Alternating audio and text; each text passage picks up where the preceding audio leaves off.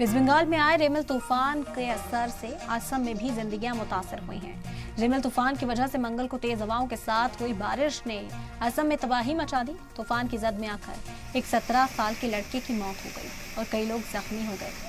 आपको बता दें कि तेज हवाओं की वजह से गुवाहाटी समेत पूरे रियासत में कई जगहों पर पेड़ भी उखड़ गए हैं। अफसरान ने बताया कि रियासत में निचले हिस्सों में बिजली के पोल गिरने से बिजली सप्लाई पर असर पड़ा है और कस्बों से पानी जमा होने की खबरें भी सामने आई हैं। इधर एसडीआरएफ और एनडीआरएफ की टीम रेस्क्यू में जुटी हुई है। यहाँ पे हम लोग भी सुना है 12 बजे बादशाह लेके उसका माँ का साथ खाना खा रहा था।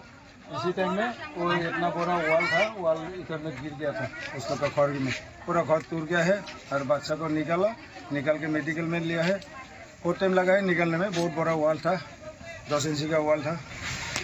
तो अभी बादशाह सुना है मेडिकल में पूरा चला गया बच्चा ऊपर में। वाल गिर गया था घर का ऊपर में। दर्जा का घर था नीचे वाला प्लॉट में।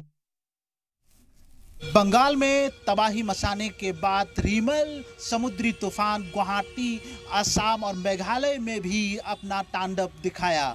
लगातार जो बारिश गुवाहाटी और असम के अन्य जिलों में लगातार बारिश होती रही है। देखा जाए तो अभी असम के हर एक जिले में बाढ़ की हालत भयंकर।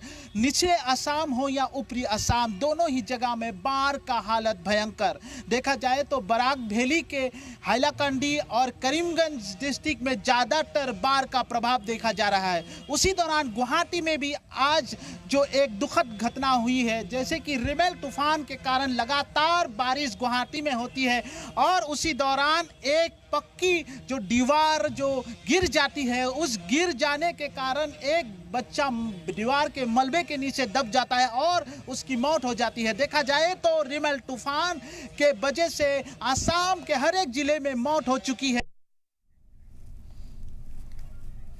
तो रिमल तूफान का असर वेस्ट बंगाल के साथ साथ अब असम में भी देखने को मिला है और यहाँ पर एक लड़के की मौत की खबर है। शरीफुद्दीन जुड़ गए इस वक्त हमारे साथ, ज्यादा जानकारी हासिल करते हैं।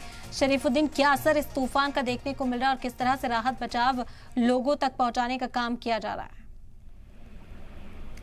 आपका लगा जो रिमल तूफान जो आपका पश्चिम बंगाल में तबाही मचाने के बाद असम में जब बढ़ा और उसके चलते ही असम में भी अपनी तबाही शुरू कर दी।